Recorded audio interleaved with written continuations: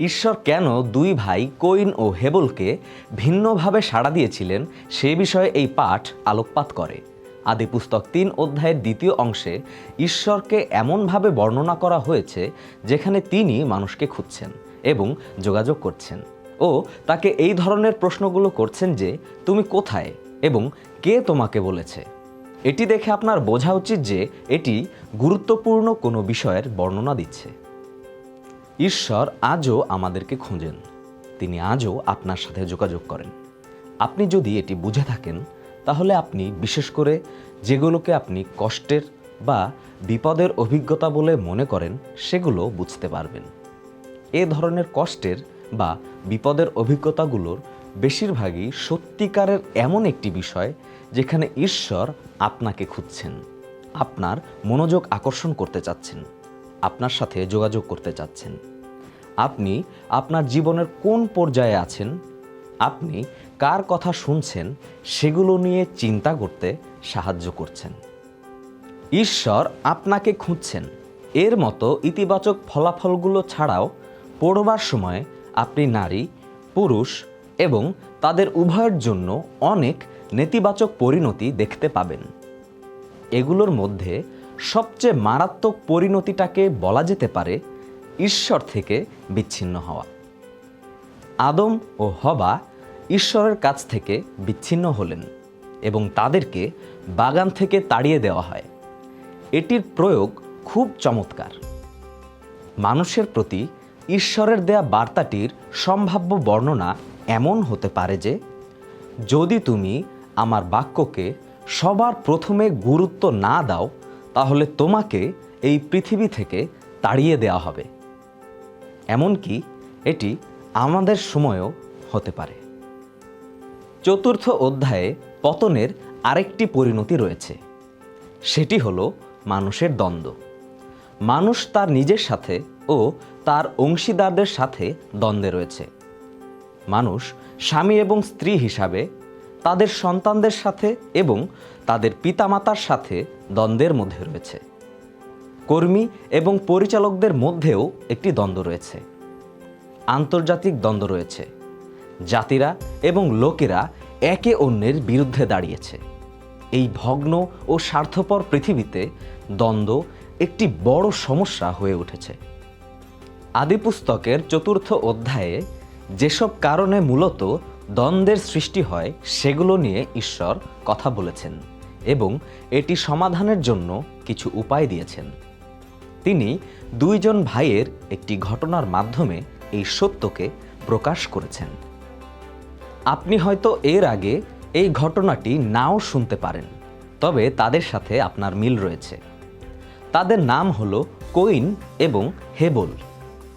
Coin ঈশ্বরের কাছে একটি উৎসর্গ নিয়ে আসেন, আর যেহেতু তিনি কৃষক হিসেবে জমি চাষ করতেন তাই তিনি চাষের জিনিসই ঈশ্বরের কাছে নিয়ে আসেন। তার ভাই হেবল একজন রাখাল হিসেবে একটি পশু উৎসর্গ করেন। আপনি যদি এই কাহিনীটি মনোযোগ দিয়ে পড়েন তাহলে লক্ষ্য করবেন যে কইনকে একজন ব্যক্তি হিসেবে বা তার উৎসর্গে ঈশ্বর সন্তুষ্ট ছিলেন না। এটি থেকে বোঝা যায় যে ঈশ্বর কইনকে গ্রহণ করেননি বলেই তার উৎসর্গ গ্রহণ করেননি। তাই যখন বলা হয়েছে যে ঈশ্বর হেবল ও তার উৎসর্গের সন্তুষ্ট হয়েছিলেন, এটি বোঝায় যে ঈশ্বর ব্যক্তি হিসেবে হেবলের উপর সন্তুষ্ট ছিলেন বলেই তার উৎসর্গে সন্তুষ্ট হয়েছিলেন। কেউ কেউ ধারণা করেন যে তাদেরকে পশু উৎসর্গ করতে বলা হয়েছিল, সেজন্য তারা মনে করেন যে কইন যেহেতু পশু উৎসর্গ করতে পারেনি তাই এই সমস্যার সৃষ্টি হয়েছিল। তবে বাইবেলে এমন কোনো আদেশের বিষয়ে উল্লেখ নেই। আপনি এই পাঠ থেকে দুটি গ্রিক শব্দ শিখতে পারবেন। প্রথমটি হলো এক্সেজিসিস। গ্রিক ভাষায় এক্স অর্থ হলো হতে বা থেকে। বাইবেল ব্যাখ্যা করার সময় এক্সেজিসিস অর্থ হলো বাইবেলের একটি অংশের প্রেক্ষাপট অনুযায়ী এর লেখক কী বোঝাতে চেয়েছেন তা বের করা। আমরা দ্বিতীয় যে গ্রিক শব্দটির সাথে পরিচিত হব সেটি হলো বিপরীত শব্দ, এইসেজিসিস। গ্রিক শব্দ এইস হলো এক্স এর বিপরীত। এক্স এর অর্থ হতে বা থেকে, আর এইচ হলো মধ্যে। তাই বাইবেলের ব্যাখ্যায় এইসেজিসিস হলো যখন একজন পাঠক বাইবেলের কোনো অংশে এমন কিছু যোগ করে যা সেখানে নেই। এটি লেখকের কাছ থেকে না এসে বরং শাস্ত্রের বাইরে থেকে আসে, যেটি একজন পাঠকের মন ও চিন্তা থেকে এসে শাস্ত্রাংশে তা জোর করে বসানো হচ্ছে। এইসেজিসিস করা ভুল, কারণ এটি হলো এক ধরনের অসততা। এটি একজন লেখক যা বলেছেন, লিখেছেন বা যা বোঝাতে চেয়েছেন তা নির্ভুলভাবে উপস্থাপন করে না। এই ভুল বাইবেল শিক্ষার সাথে মেলানোর ফলে তা বহুগুণ বেড়ে যায়, কারণ একজন লেখক পবিত্র আত্মার অনুপ্রেরণায় এর পাঠকদের কাছে যে চিন্তা এবং মতামতকে তুলে ধরার জন্য যা লিখেছেন তা পরিবর্তিত হয়ে যায়। এটি অন্যদেরকে প্রভাবিত করতে নিজের মতামত এবং চিন্তাকে ঐশ্বরিক কর্তৃত্বের ক্ষমতায় ব্যবহার করতে চায়।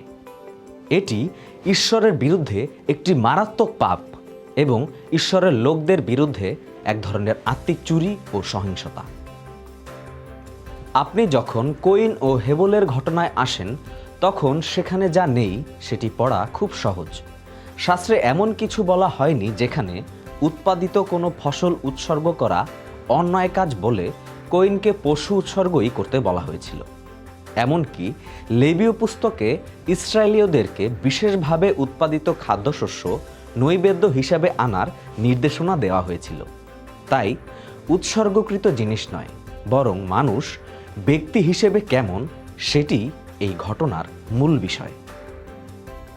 ইব্রিয় পুস্তকের 11 অধ্যায়ে এই কাহিনীর উপর একটি ব্যাখ্যা রয়েছে এবং সেটি বলে যে হেবল তার উৎসর্গের মাধ্যমে সাক্ষ্য দিয়েছেন যে তিনি একজন ধার্মিক ব্যক্তি ছিলেন। আপনি দেখছেন যে ঈশ্বর কারোর করা উৎসর্গের থেকে সে ব্যক্তি মানুষ হিসেবে কেমন সেটি নিয়ে বেশি চিন্তিত হন। এখানের কাহিনীটি হলো কইন হচ্ছেন মিস্টার অগ্রহণযোগ্য। তিনি কেন অগ্রহণযোগ্য ছিলেন তা আমাদের বলা হয়নি। তিনি এমন ব্যক্তিই ছিলেন এবং ঈশ্বর নিশ্চয়ই তা জানতেন। হেবল হচ্ছেন মিস্টার গ্রহণযোগ্য। মিস্টার অগ্রহণযোগ্য এবং মিস্টার গ্রহণযোগ্য ঈশ্বরের কাছে একটি উৎসর্গ নিয়ে আসেন এবং ঈশ্বর মিস্টার অগ্রহণযোগ্যের উৎসর্গ গ্রহণ করলেন না। এটি বলে যে তাতে মিস্টার অগ্রহণযোগ্য রেগে গেলেন এবং হতাশ হলেন। এটিকে এভাবে দেখুন, রাগান্বিত মানুষ প্রায়ই হতাশাগ্রস্ত থাকেন। তাই এটা কোনো আশ্চর্যের বিষয় নয় যে আদিপুস্তকের 4th অধ্যায় কইনকে রাগী এবং হতাশাগ্রস্ত হিসেবে বর্ণনা করেছে। দুর্ভাগ্যবশত মিস্টার গ্রহণযোগ্য হেবল পাশ দিয়ে হেঁটে যাচ্ছিলেন এবং মিস্টার অগ্রহণযোগ্য কইন তাকে মাঠে একা পেয়ে আক্রমণ করলেন ও মেরে ফেললেন। তারপর ঈশ্বর আদিপুস্তকের 3য় অধ্যায়ের মতো এই পরিস্থিতিতে আসেন এবং প্রশ্ন করেন।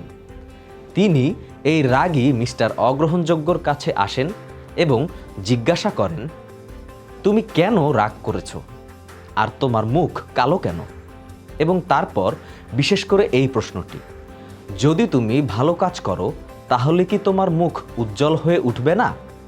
কিন্তু যদি ভালো কাজ না করো তবে তো পাপ তোমাকে পাবার জন্য তোমার দরজায় এসে বসে থাকবে, কিন্তু তাকে তোমার বশে আনতে হবে। এই কাহিনীটি আমাদের কি বলছে? এটি অবশ্যই আমাদেরকে একটি শক্তিশালী শিক্ষা দিচ্ছে। আপনি কি রাগী মানুষ? আপনি কি হতাশাগ্রস্ত ব্যক্তি? রেগে গেলে কি আপনি হতাশাগ্রস্ত হয়ে পড়েন?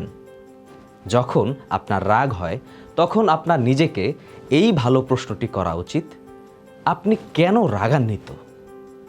আপনার রাগের উৎস কি? আর আপনার রাগের মূল প্রধান কারণটি কি? সাধারণত হেবলের মতো যে ব্যক্তিকে আক্রমণ করা হয় তিনি মূলত রাগের প্রধান কারণ হন না। তিনি শুধু পাশ দিয়ে হেঁটে যান। নিজেদের মানসিক অবস্থার জন্য আমাদের অন্যদেরকে দোষারোপ করার প্রবণতা রয়েছে, কিন্তু বেশিরভাগ ক্ষেত্রেই আমাদের রাগের মূল উৎস হলো নিজেদের ব্যর্থতা, আমাদের পরিস্থিতি ও পরিণতিগুলোর নিয়ন্ত্রণে নিজেদের অক্ষমতা। একজন মহিলা একজন ডাক্তারের কাছে তার সমস্যার কথা বলার সময় বললেন যে, আমার সন্তানেরা আমাকে খুব রাগিয়ে তোলে। ডাক্তার জানতে চাইলেন, আপনার সন্তানদের বয়স কত? তিনি বললেন, 3 এবং 5 বছর। ডাক্তার উত্তর দিলেন, ছোট শিশুদেরকে সামলানো একটি বড় দায়িত্ব। সেই মহিলা বললেন, কি দায়িত্ব? ডাক্তার বললেন, আপনার মানসিক অবস্থার দায়িত্ব। আপনি আপনার খুশি বা দুঃখ অথবা রাগের জন্য আপনার সন্তানদেরকে দায়ী করছেন। আপনার সুখ তাদের উপর নির্ভর করে। এরপর তিনি জানতে চাইলেন, আপনি কি মনে করেন যে ওই শিশুরা আপনার ভিতর থেকে রাগ বের করে আনে, নাকি তারা সেই রাগ আপনার উপর চাপিয়ে দেয়? মহিলাটির আর বুঝতে সময় লাগেনি যে তিনি তার নিজের আবেগের কারণে তার ব্যক্তিগত দায়িত্ব ত্যাগ করেছিলেন। তাই ঈশ্বর কইনকে এই প্রশ্ন করলেন, তোমার রাগের তাৎক্ষণিক কারণ যাই হোক না কেন, তোমার রাগের মূল উৎস কি? একজন ব্যক্তির নিজস্ব আবেগ নিয়ন্ত্রণের অক্ষমতা এবং ব্যক্তিগত দায়িত্ব নেওয়ার ব্যর্থতা থেকে তার অন্তরে মানব সংঘাতের একটি স্তূপ গড়ে ওঠে। ঈশ্বর যখন কইনকে শিক্ষা দিচ্ছিলেন, তাতে সঠিকভাবে সাড়াদান করতে ব্যর্থ হওয়ায় সে বাইরে গেল এবং হেবলকে মেরে ফেলল। তখন ঈশ্বর কইনকে আরেকটি গুরুত্বপূর্ণ প্রশ্ন করার জন্য ফিরে গেলেন, তোমার ভাই কোথায়? লক্ষ্য করুন, আদি পুস্তক 3 অধ্যায়ে প্রশ্নটি ছিল, তুমি কোথায়? আদি 4 অধ্যায়ে প্রশ্নটি হলো, তোমার ভাই কোথায়? কইনের হেবলের উপর রাগ করার কোনো কারণ ছিল না। কইনের সমস্যা ছিল কইন নিজেই, হেবল না। হেবল ছিলেন একজন খাঁটি ব্যক্তি। তিনি ছিলেন মিস্টার গ্রহণযোগ্য। তিনি একজন ভালো মানুষ ছিলেন। হেবল ছিলেন কইনের রাগের একটি সংশোধিত রূপ, কারণ কইন তার নিজ কর্মকাণ্ডের দায়িত্ব পালন করতে এবং সে যে ধরনের ফলাফল আশা করছিল সেটি অর্জন করতে ব্যর্থ প্রমাণিত হয়েছিল। এখানে যেসব বিষয় স্থান পেয়েছে সেগুলোর সক্রিয় কারণগুলো কি? এই পুরো কাহিনীর চাবিকাঠি হলো 7 পদ, কারণ এটি দ্বন্দ্বের ক্ষেত্রে একটি দারুণ সমাধান। সংঘাতের পেছনে আপনি রাগী একজন মানুষকে খুঁজে পাবেন এবং আপনি তার রাগের এই কারণগুলো খুঁজে পাবেন। শুধুমাত্র রাগ বিশ্লেষণ করলেই যে আপনি আপনার রাগের কারণ বুঝতে পারবেন, এটি এমন কোনো বিষয় নয়। আপনি এখনও রেগে থাকতে পারেন। আগে যেমনটি বলা হয়েছে যে রাগ হচ্ছে গভীর কোনো সমস্যার লক্ষণ। রাগ হলো হৃদয়ের একটি অসুস্থতা। রাগ বলে যে তুমি আমার কাছে ঋণী। রাগের সমাধান হলো এটা জানা যে যিশু সমস্ত ঋণ পরিশোধের জন্য ক্রুশে মৃত্যুবরণ করতে এসেছিলেন। তিনি আপনার সমস্ত ঋণ পরিশোধ করেছেন। তুমি আমার পিতৃত্বের কাছে ঋণী। যিশু আমাদেরকে পিতার সাথে যুক্ত করেন এবং আপনার জাগতিক পিতার পাপের জন্য মূল্য দেন। তুমি আমার নির্দোষতার কাছে ঋণী। যিশু আপনার আত্মার প্রেমিক হয়ে ওঠেন, আপনার জীবনকে পুনরুদ্ধার করেন এবং যারা এই নির্দোষতাকে গ্রহণ করে তাদের পাপের জন্য তিনি মূল্য দেন। আমার ভালোবাসার কাছে তুমি ঋণী। যিশু আপনাকে গভীরভাবে ভালোবাসতে আসেন এবং তিনি আপনার বিরুদ্ধে ঘটে যাওয়া সমস্ত পাপের অন্যায়, প্রত্যাখ্যান ও অবহেলার জন্য মূল্য দিয়ে আনন্দিত হন। মথি 7 অধ্যায়ে যিশু একই বিষয় নিয়ে আলোচনা করছেন, যেখানে তিনি বলেছেন, অন্যের বিচার করো না, তাহলে তোমার বিচারও কেউ করবে না। কারণ যেভাবে তোমরা অন্যের বিচার করো সেইভাবে তোমাদেরও বিচার করা হবে, আর যেভাবে তোমরা মেপে দাও সেইভাবে তোমাদের জন্য মাপা হবে। তোমার ভাইয়ের চোখে যে কুটা আছে কেবল তাই দেখছো, অথচ তোমার নিজের চোখের মধ্যে যে কড়িকাঠ আছে তা লক্ষ্য করছো না কেন? যখন তোমার নিজের চোখে কড়িকাঠ রয়েছে, তখন কি করে তোমার ভাইকে এই কথা বলছো, এসো তোমার চোখ থেকে কুটোটা বের করে দিই? ভণ্ড, প্রথমে তোমার নিজের চোখ থেকে কড়িকাঠটা বের করে ফেলো, তাতে তোমার ভাইয়ের চোখ থেকে কুটোটা বের করবার জন্য স্পষ্ট দেখতে পাবে। অনেকেই এই অংশটিকে ভুল বোঝেন। তারা ভাবেন যে যিশু আমাদেরকে কখনো কারো বিচার করতে বারণ করেছেন। যিশু এখানে সেটি বলেননি। যিশু মূলত এই প্রশ্নগুলো তুলে ধরেছেন।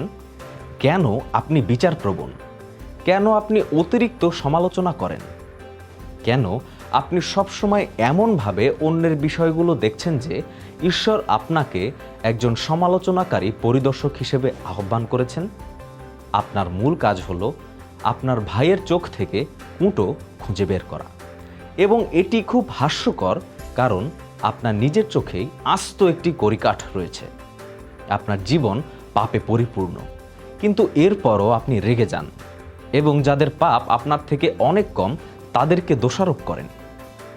আপনি আপনার পরিস্থিতির জন্য আপনার ব্যক্তিগত দায়কে দেখেন না এবং আপনার সমস্ত হিংসামূলক মানসিক শক্তিকে অন্যের নিন্দা করার জন্য ব্যবহার করেন। যিশু এটাকে হাস্যকর বলেছেন। তিনি দুটি প্রশ্ন করেন। প্রথমত, কেন তুমি অতিরিক্ত সমালোচনাকারী? এরপর জিজ্ঞাসা করেন, তুমি যদি নিজের পাপ সঠিকভাবে মোকাবেলা করতে না পারো, তাহলে কিভাবে অন্যদের পাপের সাথে এটি করবে বলে আশা করছো? এই প্রশ্নগুলোর সঠিক উত্তর এই নয় যে কোনো বিচার করো না, বরং যিশুর সমাধান হলো নিজের সমস্যার সমাধান করো। তাহলে কিভাবে অন্যদেরকে সমস্যার সমাধান দিতে হবে তা তুমি স্পষ্টভাবে দেখতে পারবে। যিশু মূলত কখনোই কাউকে বিচার করতে নিষেধ করছেন না, তিনি বিচার করতে বলছেন। কিন্তু ভাইয়ের বিচার করার আগে নিজেকে বিচার করতে বলেছেন। আগে নিজের সমস্যার সমাধান করুন, তাহলে আপনি অন্যদের ক্ষেত্রে অতিরিক্ত সমালোচনা করবেন না। আদিপুস্তকের 4 অধ্যায়ে ঈশ্বর কইনকে এই একই কথা বলেছেন। তুমি যদি সঠিক কাজটি করো, তবে তুমি একজন গ্রহণযোগ্য ব্যক্তি হয়ে উঠবে। মূলত এটি হলো সমস্যার কেন্দ্রবিন্দু। পরামর্শদাতারা বলেন, কইন যা করেছিল তা হলো স্থানান্তর বা ছড়িয়ে দেয়া। কার উপর কইনের রাগ করা উচিত ছিল? তিনি গ্রহণযোগ্য ছিলেন না এবং তিনি নিজের জন্য তৈরি করা ফলাফলের বিষয়ে ক্ষিপ্ত ছিলেন। তার আসলে নিজের উপরই রাগ করা উচিত ছিল। ঈশ্বর কইনকে দুটি পছন্দ দিয়েছিলেন, হয় তাকে সঠিক কাজ করতে হবে, নতুবা তার জীবনের মধ্য দিয়ে তার রাগ অন্যদের মধ্যে ছড়িয়ে দেয়া, তার রাগ প্রকাশ করা, যেটি হেবলের উপর চাপিয়ে দেবার মাধ্যমে তার নিজের দিকেই ফিরে আসবে। ঈশ্বর কইনকে যা বোঝাতে চেয়েছেন তা হলো, তোমার চোখ থেকে কড়িকাঠটি বের করো, নিজেকে গ্রহণযোগ্য করে তোলো এবং তোমার বিচারপ্রবণ বা অতিরিক্ত সমালোচনাকারী হবার দরকার নেই। আমাদেরকেও একই সিদ্ধান্ত নিতে হবে। কইন হেবলকে হত্যা করার সিদ্ধান্ত নিয়েছিল। আপনি কি সিদ্ধান্ত নেবেন? আমি জানি না আপনি কতটুকু দ্বন্দ্ব মোকাবেলা করেছেন, তবে আপনি যদি একটু হলেও তা করে থাকেন, তখন আপনি আবিষ্কার করবেন যে আদিপুস্তকের এই 4 অধ্যায়টি আপনাকে এই সমস্যার উপর অসাধারণ একটি তথ্য দেয়, যেটি হলো আবারও মানুষের পতনের ফলাফলের একটি পরিণতি। তা হলো মানুষ ঈশ্বরের দেওয়া পথ ফেলে নিজের পথ বেছে নিয়েছে। আদিপুস্তক 5 ও 10 অধ্যায়ে এমন কিছু রয়েছে যাকে আমরা বলি ধারাবাহিকতা। এখানে শাস্ত্রের একটি ঐতিহাসিক দৃষ্টিভঙ্গি রয়েছে, যা থেকে আমাদের মুক্তি এসেছে এবং আমাদের উদ্ধারকর্তা এসেছেন। তা থেকে আমাদেরকে ঐতিহাসিক প্রসঙ্গ জানানোর জন্য ঈশ্বর একটি সুন্দর ঐতিহাসিক ধারাবাহিকতা দিয়েছেন। এই কারণেই আপনি বাইবেলে বংশ তালিকাগুলো দেখতে পাবেন। আপনি যখন আদিপুস্তক 6 থেকে 9 অধ্যায় পর্যন্ত যাবেন, তখন আপনি এমন কিছু পাবেন যাকে বিপর্যয় বলা যেতে পারে। এখানে আপনি মানুষের এবং ঈশ্বরের চরিত্র সম্পর্কে কিছু জানতে পারবেন।